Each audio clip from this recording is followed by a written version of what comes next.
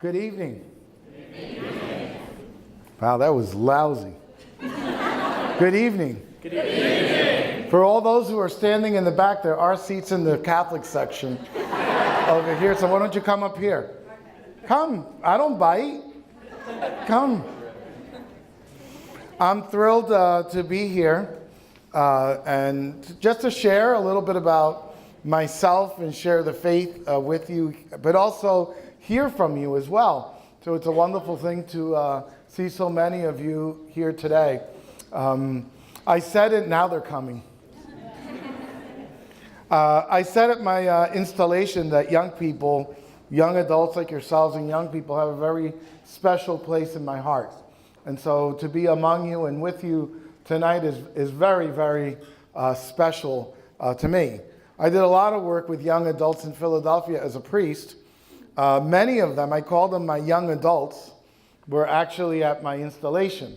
Though they're not as young anymore.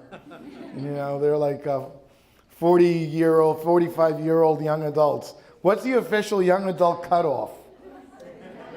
39. I've passed that boat, man. So let me tell you a little bit about myself first, and then I'll tell you a little bit about my thoughts on the topic for tonight. I was born in Florida in 1985. I was born in Miami, Florida. About a year and a half ago, I had really the privilege of spending a week where the Pope lives, right, in his house. And so for a week, I was like running into him in the hallway, on the elevator, at meals. It was kind of surreal because my experience of the Pope was you see him on television and you see him at, in big events. I was in Brazil for World Youth Day and saw him there. I met him in New York when he went to New York, but that was like briefly. Like he was coming down the aisle at the 9/11 memorial, and we greeted for like half a second, as he moved down. But then all of a sudden, I find myself where he lives, and all of a sudden, like this guy becomes a human being. He's not an iconic figure anymore in that sense. He's not a it anymore, or the Pope. He was like this human being.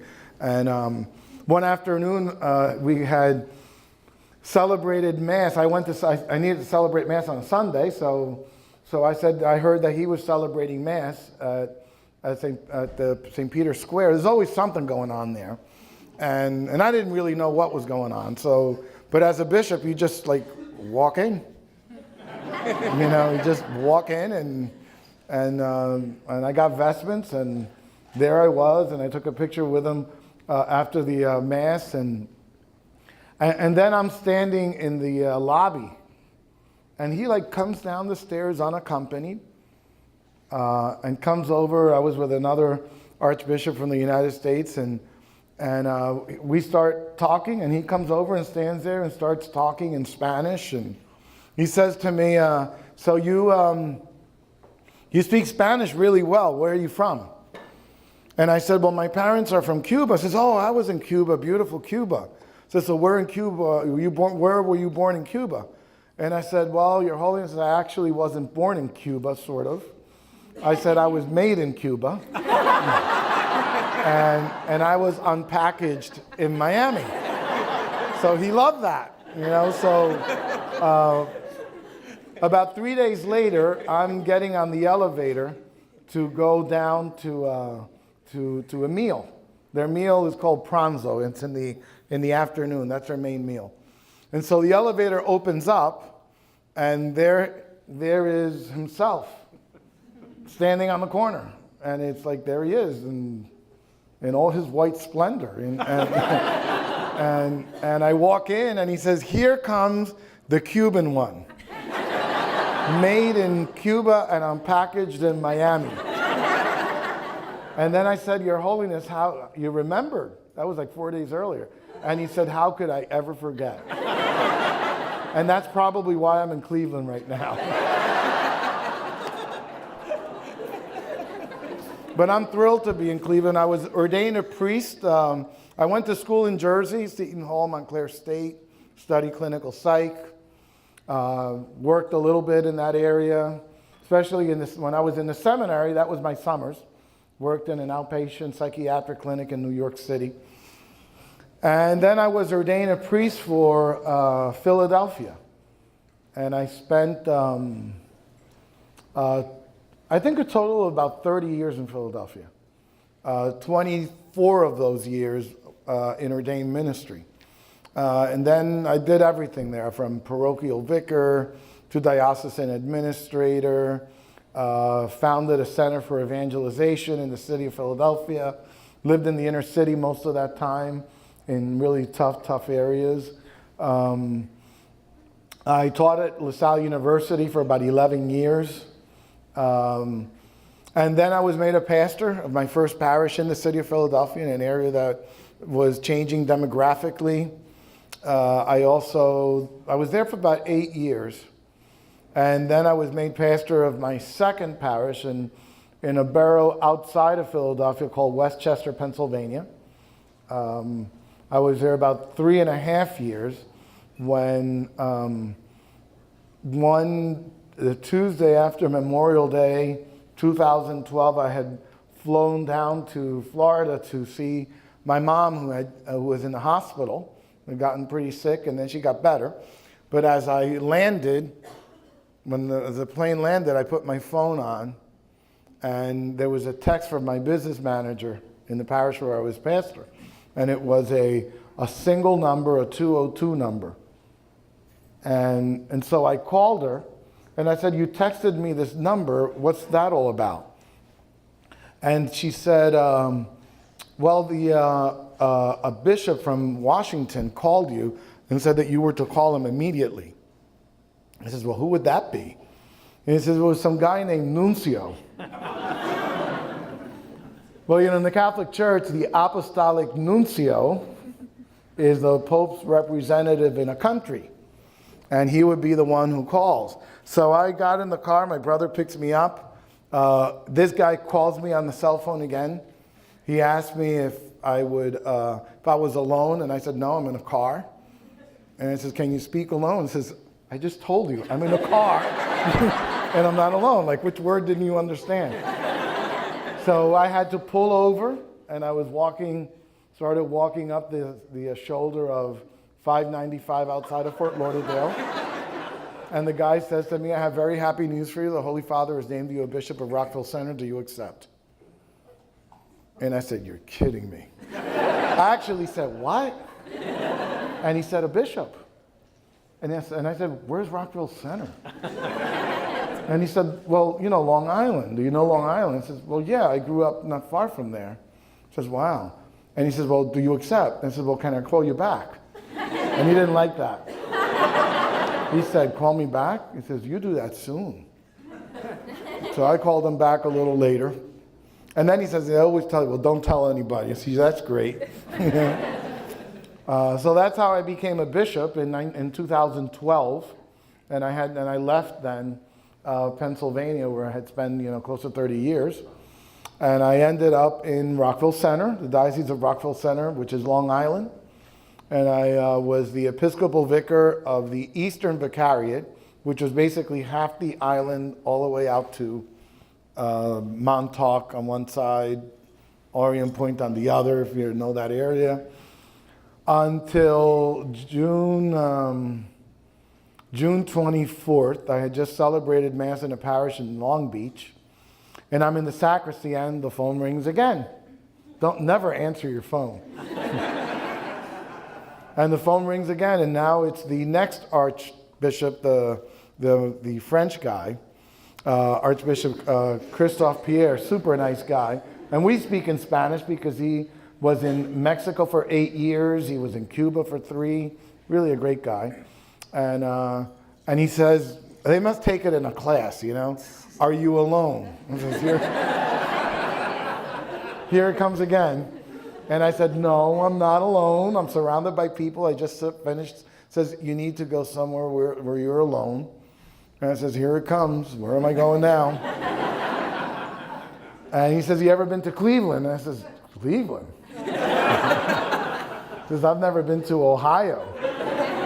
And then he said, well, you'll get to know it well. The Holy Father has appointed you the Bishop of Cleveland. Do you accept? And I said to him, well, Archbishop, I says, I know how this goes. The Pope gets what the Pope wants. And so if that's what the Holy Father wants, then that's what the Holy Father gets. And he says, well, great. I'll talk to you next couple of days.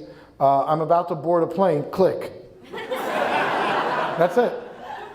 And next thing I know, I'm moving to Cleveland. But I've been thrilled to be here. I've been here a little bit over 6 months, which is nothing in the scheme of things. But I have the pleasure, the joy of doing this type of stuff, right? And being around people like you. So that's a great joy for me to be able to do that. I forget what the theme was, the role of young adults in the life of the church. And I was thinking, well, I'm not going to give you like a papal document or anything like that, but just talk to you from my heart and about the role of young adults in the church. Well, I don't think your role is any different than any baptized person, but I do think that you bring to the church a particular dynamism and creativity and excitement. I have to say that upon arrival in Cleveland, when you drop in like I dropped in, like off, I'm parachuted in, boom, there I am, just showed up. The world and the Church of Cleveland, ecclesiastically and civilly, like life has been happening. So all I have to do is just listen. And there are things that I hear and there are things that I don't hear, right? But I have to say that one of my particular joys is that I hear a lot of young adult stuff. Which to me is fascinating, it's wonderful, and it's exciting. I have found, I don't know if it's your experience, but I have found that sometimes young adults in the church kind of don't know where to find themselves. Sometimes your typical run-of-the-mill parish just doesn't do it for you. Sometimes parishes have their people, their in crowd, and you're not part of that. And it's hard sometimes to even penetrate those crowds. Those, Mr. and Mrs. St. Gunagunda, you can't get in there. You just can't get in there. And what I have found fascinating in Cleveland is that you guys are creating your own space. And forming community and finding that. That's why you're even here tonight, right? This is Theology on Tap. I met with young Catholic professionals. I'll be meeting with, there she is, Christina. I'll be meeting with them in April. Christina, right? Yeah, Coalition with Young Adults. Your Coalition for Young. There's all these communities of young adults, and I think it's really the work of the Spirit that is calling you guys forth, putting something deep within your heart. That while your professional world and your educational world and your social life fills certain parts of your heart, doesn't fill it all. Nothing new, right? Nothing actually new. St. Augustine was a really interesting guy. Lived a very, very worldly life. I always loved St. Augustine and Monica. Can you imagine those family gatherings? As Monica went year to year. Talk about perseverance, right? So Monica, how's Gus doing? Don't ask. And 5 years would go by. Monica, how's Gus? Oh, I don't know. But she kept praying and praying. Monica, how's Gus doing? Says, oh man, you don't want to know. But years and years went by, and this lady persevered. He actually, I think, went to Milan or something to get away from mommy, who was driving him nuts. And you know what she did? She went and followed him there. And eventually she persevered and God provided. And he changed that heart.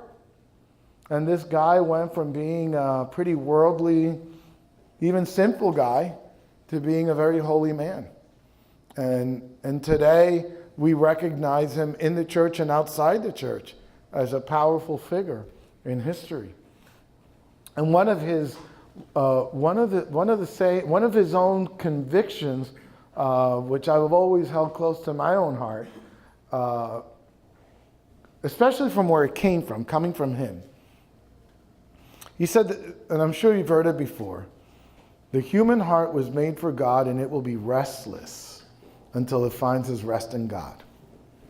And so there's a restlessness in you and in me and in your friends and in your family and the people you work with.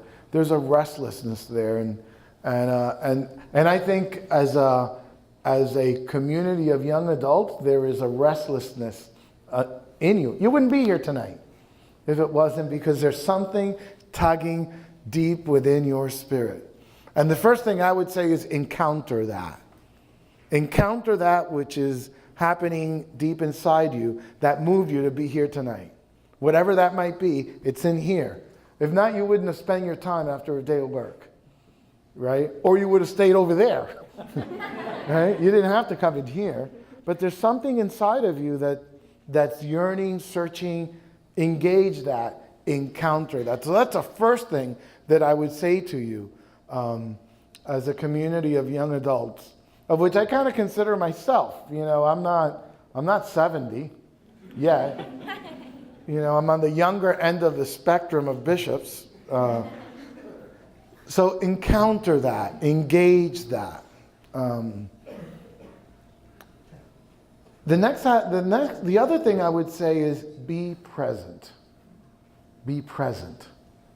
Be present to each other. Be present in the church. Be present in your parish communities, because you have a lot to offer. And if they don't create a space for you, then push somebody out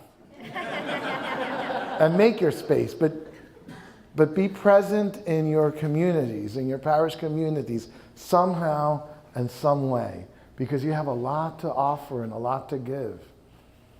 And your role is to share that, to give as a gift what you have received as a gift. Don't let anybody take that away from you. Be present in your parish communities, because you'll be able to offer those parish communities a gift that they might not have. So make yourself present. Make yourself seen. Does that make sense?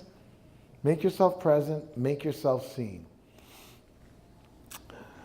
Be a witness to that which is deep within your heart. Be a witness to that. It's a little tough at this time. It's going to be a little tough to be Catholic, to be honest with you. Because the values of the faith and the values of the world around us are kind of in tension with each other right now, right? And that's not a bad thing. Most of the time, the church has some gray hair. It's been around for over 2,000 years, right? So this is not this little group of people came together 30 years ago. The church has danced, has laughed, has fought with the best in history, for better or for worse. And most of the time, the church has been kind of in a countercultural, creative, tense relationship with the world around us. Most of the time, the church has been there. Actually, when the church and the world around it has been too cozy and comfy, it has not been actually good for the church. It really hasn't. It might have been good at the moment for the people who were there. If you lived in the first 300 years of Christianity and half your family and friends were eaten by lions, and then all of a sudden Constantine comes around and the things change a little bit, and All of a sudden the church goes from being a persecuted church to a protected church, and you're living in that era, you're saying this is the best thing in the world, right? But then over time, that little comfy, cozy relationship with the world around it actually eventually will bring problems to the church. And will bring scandal, will bring sin, will bring some nasty stuff. Some nasty stuff. It's, the history of the Catholic Church is super interesting. It's filled with moments of great holiness and passion and wonderful stuff, and other times when you're saying, really? And how did it survive? Napoleon said to his bishop at one point, 1,500 years ago, said, I'm going to destroy the church. And this bishop said to him, you might try, but we've been trying for 1,500 years and haven't gotten anywhere with that. I think since the 60s, the church has started to for a while it was comfy cozy. The values, that which was powerfully valuable for the church, its moral teachings, was kind of in sync with the world around it. It kind of reflected each other. The 60s came around and that began to change it a little bit. The 70s came around, and in particular in this country, Roe v. Wade and the legalization of abortion took it like that. Then we moved into all sorts of issues of sexuality, gender, definition of marriage, and the church has been holding to its truth, and the world around it is now kind of in tension with that. Really in tension with that. And at the same time, I think the world around us has this almost like a love-hate relationship with the church. They wish they could live without us, and at the same time can't live without us. It's fascinating. It's really fascinating. So be true to your convictions. Be true to your faith. Be true to the teachings of the church, and make that present also among you, around you, and inside of you. Does that make sense? Be true to that. Don't let the world take away that wonderful, powerful gift that our faith has given us of respect for human life and respect for the sanctity of family and marriage. The pendulum will swing. It will swing. That's what it does. That's what history's shown. It will swing. Don't swing too much with it, because you're going to get dizzy. You're going to get really dizzy. Be present to that.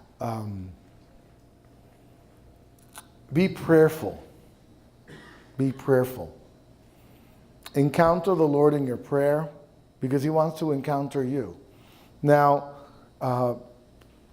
prayer is a tough thing, for me anyway. I'm an obsessive compulsive type A personality. So I'm not a contemplative. I'm just not there. It is what it is, right? And my prayer most of the time, I said it before, so it goes something like this. Our Father who art in heaven, I have to put gas in the car. And it's one distraction. It's two prayers and a distraction. And then two prayers and three distractions, But I read something from St. Francis de Sales that brought me a lot of consolation. And he said, it was a master and teacher of the prayer life. He said, if you go before the Lord to pray and you can't, stay there for a while. Do nothing else. Let yourself be seen. Let yourself be seen. Now I'm lucky because I have a chapel across the hallway from my room. But I'm really loving it, going in there and letting myself be seen. And letting myself be seen right now. Let yourself be seen. Find those moments of quiet. If you can, before the Blessed Sacrament. You cannot go before the Blessed Sacrament and be the same. You can't. You can't. And there, talk to the Lord intimately from your heart about the things that are going on inside of you and about you, around you. And give as a gift what you have received as a gift. You know, Pope Francis says lots of stuff. One of the things that really fascinates me about Pope Francis is his concept of missionary discipleship and how he describes that and the vision he's given to the church. And he uses 5 concepts that actually, I must sound like a broken record because I'm throwing it all over Cleveland. He calls us to be a church an individual. When I say church, it also involves you and me as individuals. To be engaged, to take the first initiative, he first says. You know, to be like Christ was. You know, Christ took that first initiative.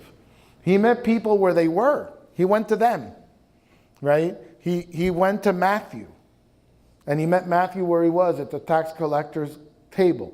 Now, he didn't stay there. That's a little danger today of that little word, right? You have to meet people where they are. Well, yeah, where else are you going to meet them? You're not saying anything profound, you know?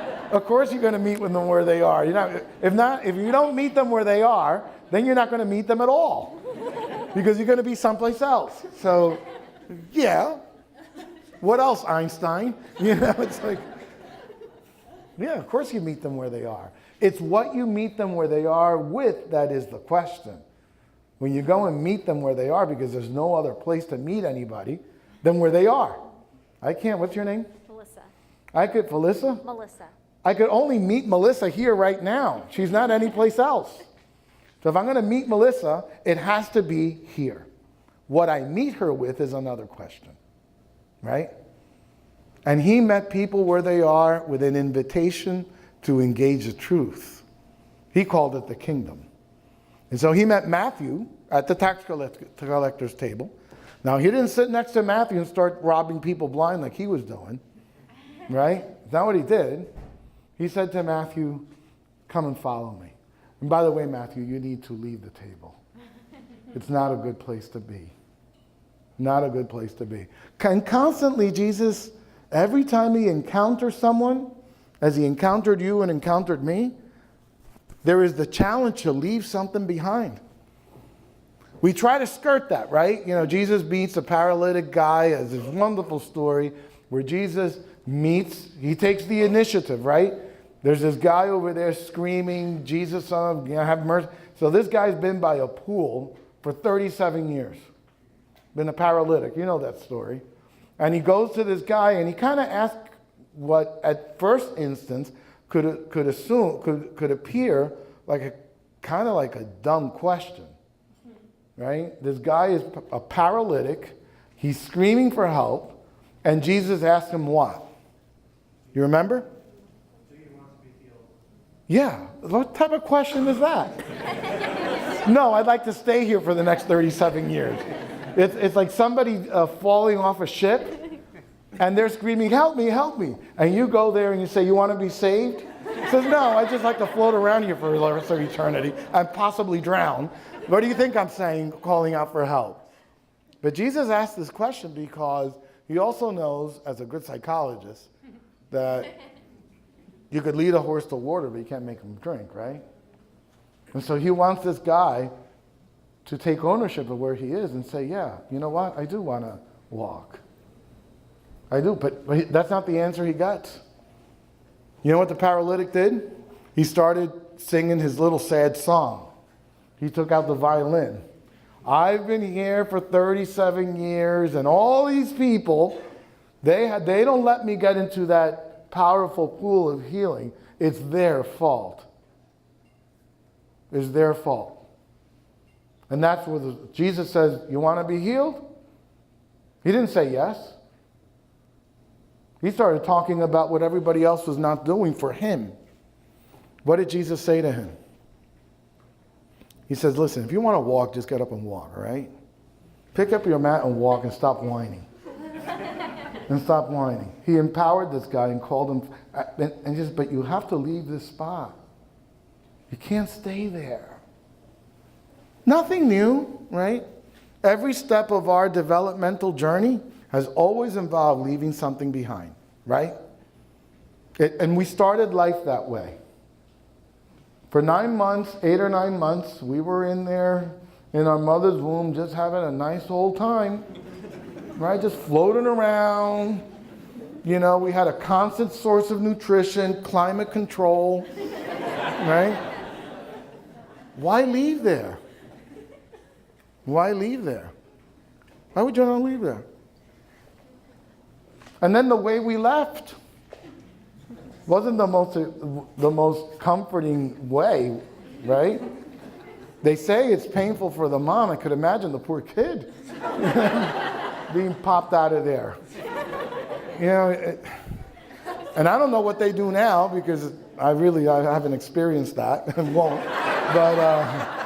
But you know, you get born, you enter this cold room. As soon as you get out, they slap you. And then they stick things in your nose. And, says, oh, and then they say, we love you. We're so glad you're here. Says, that's why you slapped me.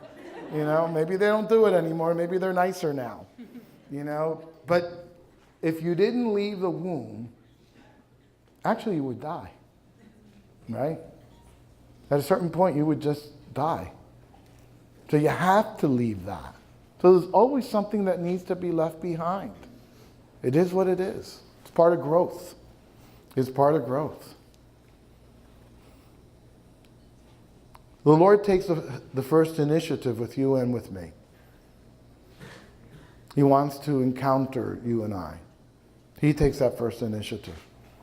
Francis calls for us, you know, young adults, bishop, to take the first initiative, to be engaged in the life of people, to be present to them. No, it's not a new custom. It's not a new mandate. It's not a new idea. Jesus spoke about the disciple being like yeast in the life of the world that makes the dough rise. You know, it just brings it to life. Brings it to life. Talks about accompaniment, meeting people where they are, yes, with the truth of the gospel. To be fruitful. To be fruitful. And to be joyful. To be joyful. Because there's a lot that are there challenges in life and challenges in the world? Yeah, there are. But there's also great joyful things. But among them all, right, our joy is not rooted in our successes or failures. It is rooted in the fact that you and I at some point encountered the risen Lord. And there lies the power of our joy. There lies the power of our joy. And Francis is placing that before the world and saying, well, as a community of Christian missionary disciples, what do I want you to be? And this is what he would probably say if he was here, right? Take the first step, be engaged, accompany people with the truth of the gospel, be fruitful and be joyful. Each one of us individually has to figure out what that means for us. Communities have to figure out what that means to them. A community of young adults has to figure out what that means to them. And the last thing I would say is, don't be scared in the world that you come from, the world of work and among your friends. Don't be scared to be a Christian.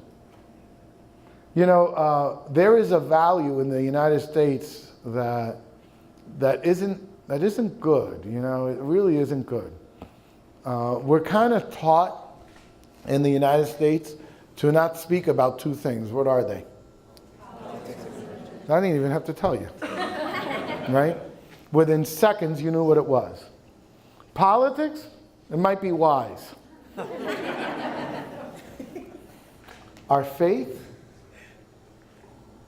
it's not the nature of Christianity to be silent. It is not. When I was in college, I worked for Sears. I worked for Sears Credit, on the credit side. My very first day there, they sat me next to this young woman who to train me on the computer. They called it CRTs back then. Remember CRTs? I don't even know what that stood for. And I remember sitting next to Linda. I'll never forget her. And Linda, within the half hour, after meeting her and she's training me with this thing, she says to me, so Nelson, are you saved? I says, why? Am I saved? And I says, well, Linda, I don't know. I guess I'm still working that out. I don't know. And she said, well, I'm saved. I accepted Jesus Christ as my personal Lord and Savior. There was never a doubt from that moment on that Linda was a faithful Christian, a faithful disciple of Christ. The rest of the Catholics that were there, you wouldn't even know if they were Catholic. You never spoke about it. Never spoke about it. Do not be scared. Do not be scared of speaking about the Christ that brought you here tonight. Don't be scared. Because someone was not scared and spoke of Christ to you. If not, you would have been still over there. But you came here. So that's what I have to say to you tonight. But I want to open it up for questions before we go. So I don't know how you want to do that. There's a few of them right here if you want to take it through this. Does anybody want to ask me a question straight out? Maybe if you wrote it? Go ahead.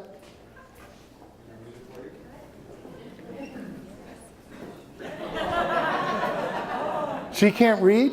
No, I'll do it for her. It's okay. Oftentimes, mental health concerns present themselves in 20s and 30s, in marriage as parents.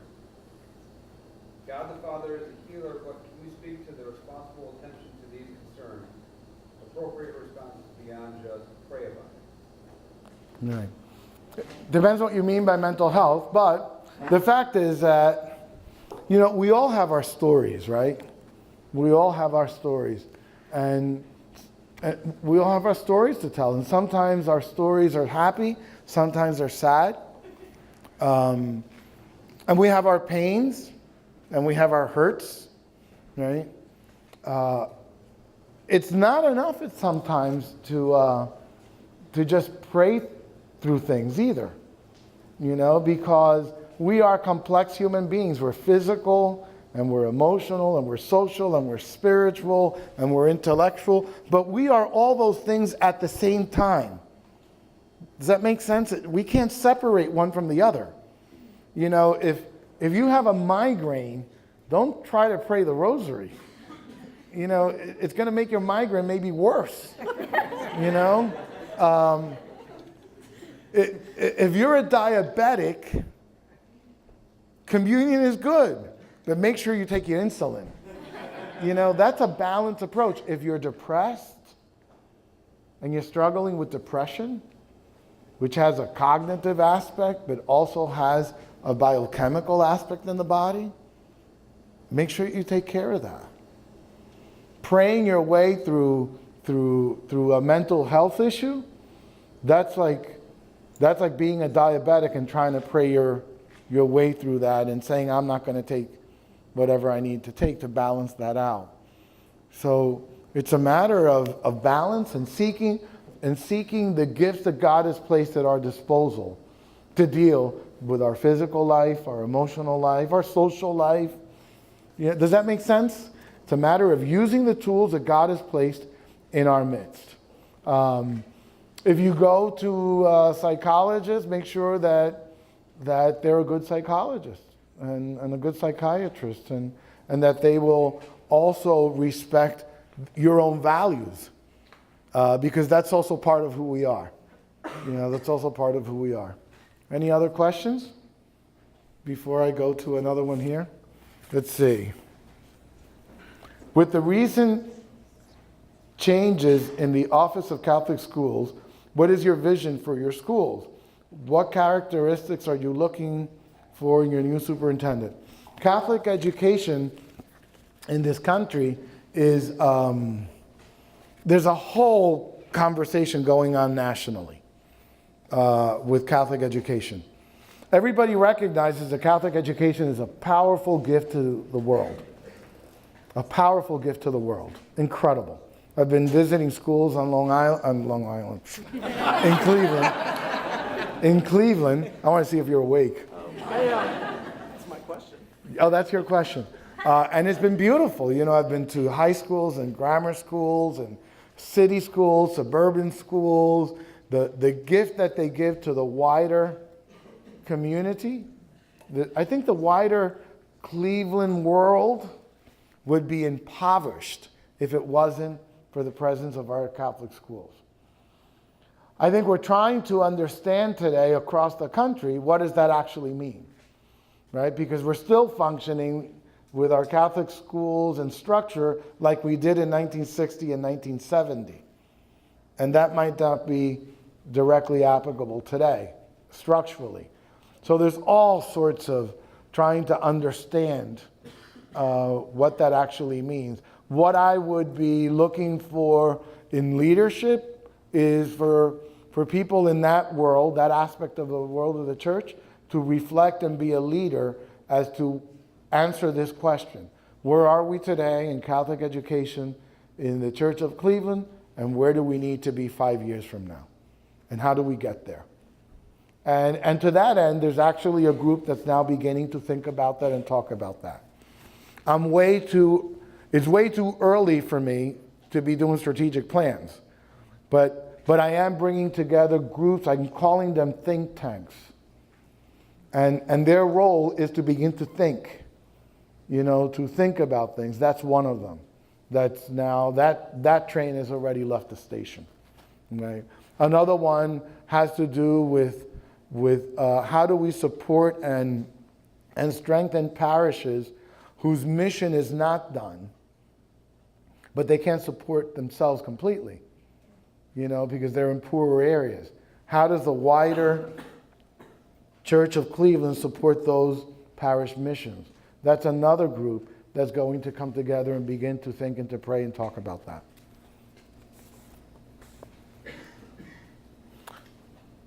With the direction society is heading, what areas do you think young adults should be particularly aware of, especially where faith and culture seem to align but don't? And then it says, thank you, Bishop. Well, I haven't answered it yet. I think the world right now of the whole area of gender issues and all that stuff is a complicated area where the church has a fundamental teaching, and at the same time we have to be faithful to that teaching and sensitive and pastoral to people, right? To people. I think I think one of the challenges today is, let me put it to you this way. 500 years from now, I was telling the younger priest that I met with the other day, I forget where I say what I say. But I think it was them, I was saying 500 years from now, when the world looks back on this, historically on this time in the history of the church, our heresy, every period of time had its heresy, this thing that they grappled with, right? I think that 500 years from now, our heresy is going to be just radical subjectivism. Radical subjectivism. In today's world, we want to decide for ourselves what is the truth. We want to do it for ourselves, right? So we began in a very radical way with life, right? So back in 74 or 75, all of a sudden, we decide when life begins. We decide what life looks like. And that's what made it possible for abortion to even happen. We decide that. Now we're deciding it at the other end of the spectrum. It was only a matter of time, right? So now it's not just in the womb. Now we're helping people commit suicide because life doesn't look like what we want it to look like. Or euthanasia, right? So if life doesn't look like we want it to look like and we define it, then I could either destroy it here or destroy it there and go to bed at night and sleep well. I could do that. We decided. We're deciding now what marriage looks like. right? And the church says, wait a minute, marriage is between a man and a woman. It's rooted in natural law. But now we want to decide that. Again, honestly, nothing new. That goes back to the story behind the story of Genesis and the story of Adam and Eve, right? You know, God created the world and put Adam and Eve and said, here's your playground, man. Enjoy. You know, knock yourself out. However, see that tree over there? The tree of good and evil, of deciding what is good and what is evil? Stay away from that. Not good for you to play there. Not good for you to go there. That doesn't belong to you. I personally think that God should have never said that. Because they made a beeline. And we know the rest of how that story worked out. But God was gracious, though. God has been gracious with humanity, and over and over again is continually sending us prophets and prophets and prophets and prophets to talk to us and guide us and call us forth until God became man himself. He says, I'm going to go down there myself now. And he did. And he did. So I think that's a real challenge. I think today that me wanting to choose for myself, and anything other than that, like, I'll sue you. I'll sue you. I said to a friend of mine, we were talking actually about this about a couple months ago, and I said, well, you know what? I feel I'm Chinese. And she said, what are you talking about? I've been thinking. I feel Chinese. She says, what are you talking about? Do you have any Chinese people in your family? I says, no. What do you know about Chinese stuff? Not much. Egg rolls. That's it. Have you ever been to China? Nope. Nope. So why do you feel Chinese? Because I do. Period. And that's what I feel. Says, but your parents are from Cuba. What's wrong with you? That's kind of like what the world is becoming today. I decide what the absolutes are. I decide when life begins and when life ends. I decide what marriage looks like. That's not good. It's not good. I don't think it's good. And I think the world will look upon us 500 years from now and says, yeah, radical subjectivism. That's what they were dealing with. They tried to define everything themselves. And that's just not good. Not good. Anybody want to ask a question? Yes, go ahead. So just kind of playing off of that, I obviously, as you know, teach high school students. Some of them aren't even Catholic. So how would you explain that to someone who says, all right, well, that's fine for you Catholics to believe, but like I'm not even Catholic, so how can you even tell me what to believe? How would you respond to that? Life begins in the womb, whether you're Catholic or a Muslim. It's not just Catholic life that begins in the womb. You know, if there are some objective realities that really have nothing to do with religion. It has to do with what is rooted in natural law. You know, if I'm 56 years old, right, and this is what I look like. You happy? Are you impressed? 20 years ago, right, Nelson Perez is still Nelson Perez, right? I kind of looked like this, but I had black hair. I wasn't as bountiful. But I was still Nelson Perez, right? 20 years before that, right, I wasn't even this big or this big, right? I was more probably like that. I was, 56 minus 40. I was 16. My hair was jet black. I was still Nelson Perez, right? 16 years before that, I was this little thing floating around in a sack of liquid, hidden from the world.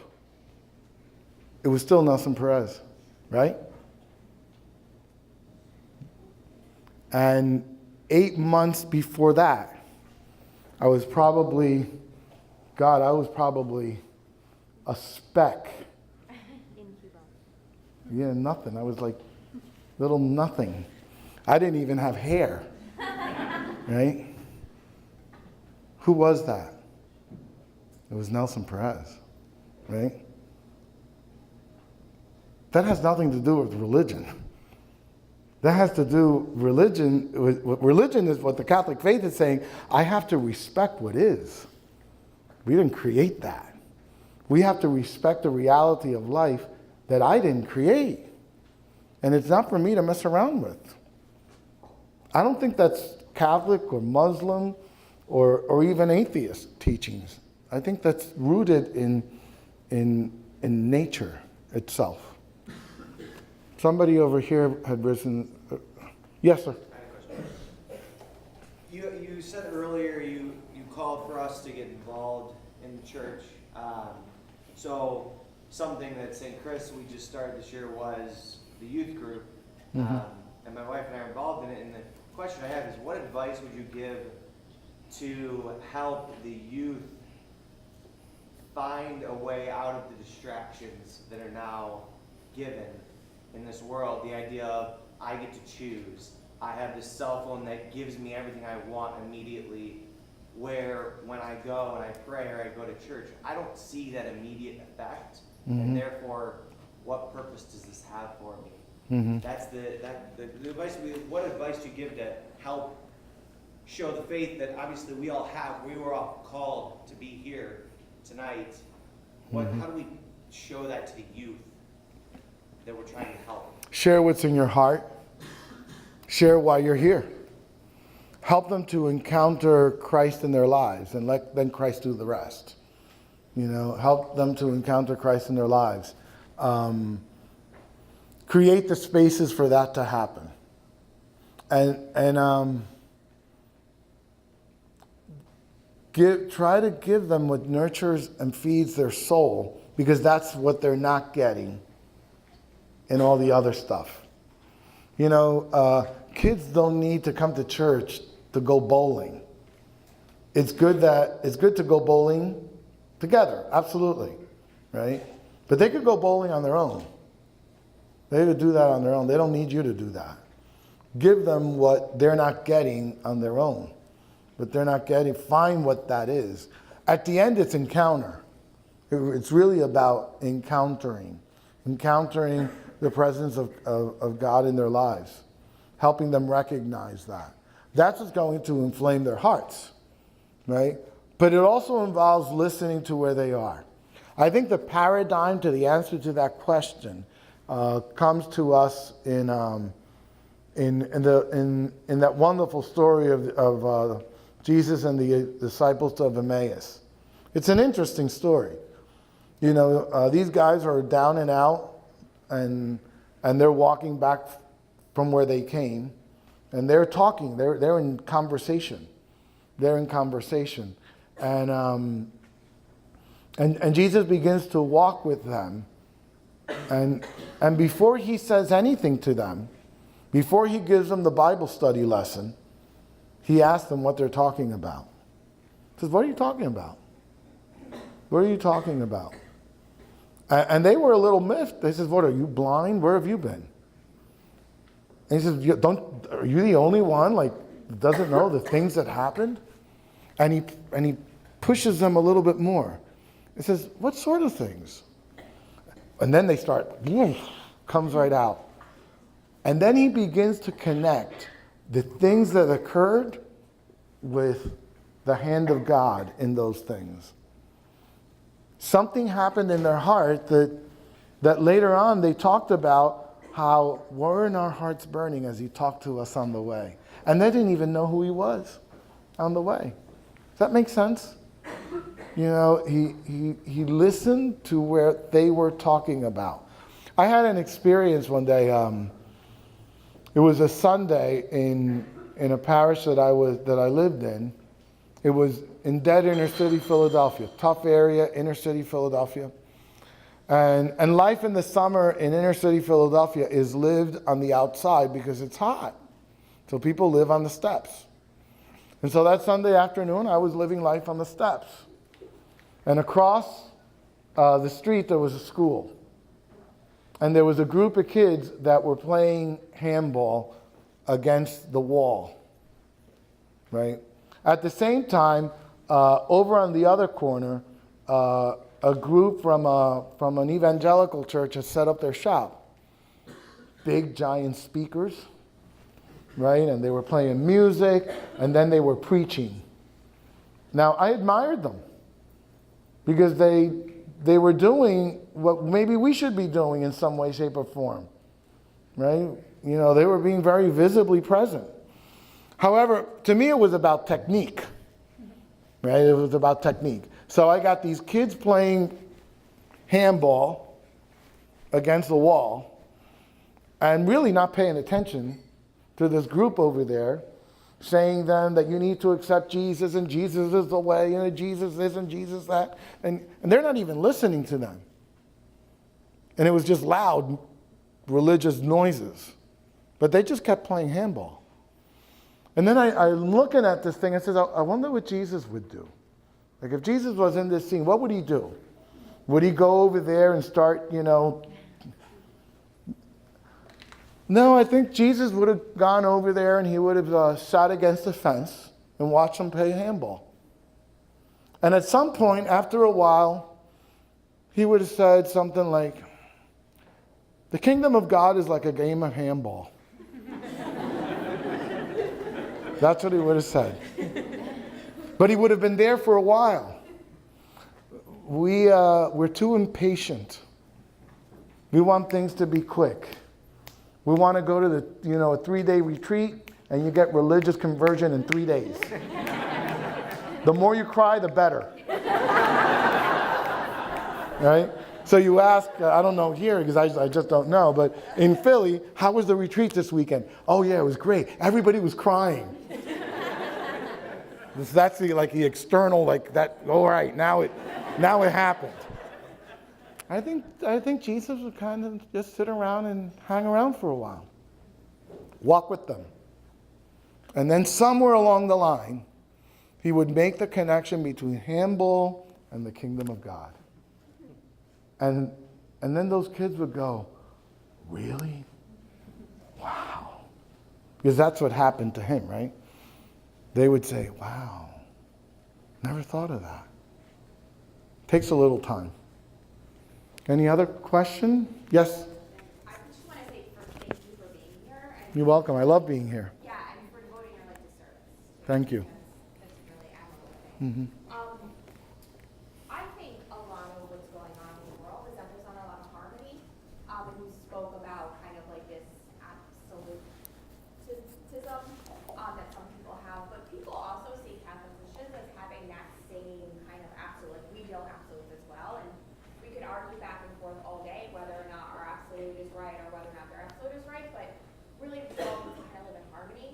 So how do you see us as young people, as a younger generation, kind of guiding and creating that harmony amongst all the different people and thoughts and ideas and ways of love we have in this world right now? Mm-hmm.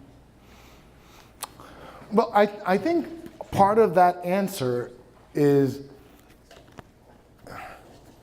accepting people where they are, because I can't do anything else, right? I might not agree with you, right? But I accept where you are, right? I accept where you are. I have lots of friends that I went through high school and college with that they think I'm nuts, having become a priest. So why did you do that, right? But they could be my friends. They don't have to. And I think the first thing is to harmony is recognize that there is a common humanity that binds us. And we have to focus on that first, because if we don't focus on that, then we're going to become adversarial, right? And then I would never be able to really share with you what's in my heart if I just push you away, right? If I push you away. Someone was saying to me, I go to, I'm a Catholic, I try to live my faith, but I go to school, a university, and sometimes they don't, and it's actually a Catholic school, it says they don't teach what the professor says things that are just wrong, and what do you think about that? And I says, good. Because that's the world we live in. And you have to have conviction about yourself first. This guy's challenging you to understand your own truth better. But you have to also accept where this professor is. Because what's the alternative to that? An F in the class. That's what I'm going to say. You have to, that is part of meeting them where they are, but without ceasing to be who you are. Does that make sense? Right? One more question? Yes? Your Excellency, Bishop Perez, what is your opinion on the traditional Mass, and what do you see about people around the diocese wanting to bring that back or not, and what's your I think it's a space. It's not a church that I experienced, so I don't have an opinion for or against it. It's some people are guided towards that because they find something spiritually filling in that, and the church provides that for them, right? I don't think that going back is the answer either, because that world doesn't exist anymore. I have to live in the world of the present, but there are some who like that liturgical expression. To me, is a liturgical expression. I celebrated confirmations in Latin about a month and a half ago. First time I ever did it. I probably killed it, but but it was a positive experience for me. It's what the church says. It's the extraordinary form, not the ordinary form of the liturgy. Right? I have one more question, then I'm done. Because you guys have got to do whatever you're going to do. Any other question? Comments? Yes? As a New Yorker, Mets and Jets, Yankees and Giants. Mets? And poor Jets, they don't go. They might be a little better than the Browns, though. I don't know. So we're going to pray for the Browns and they're going to do better, right? I did go to a Browns game, but I kind of grew up as a Met fan. And because. So sorry. Yeah, and then I went to Philly, and then I was a Phillies fan, and then I came here, and guess what? You're an Indian. Absolutely. You think I'm dumb? Thank you so much. God bless you.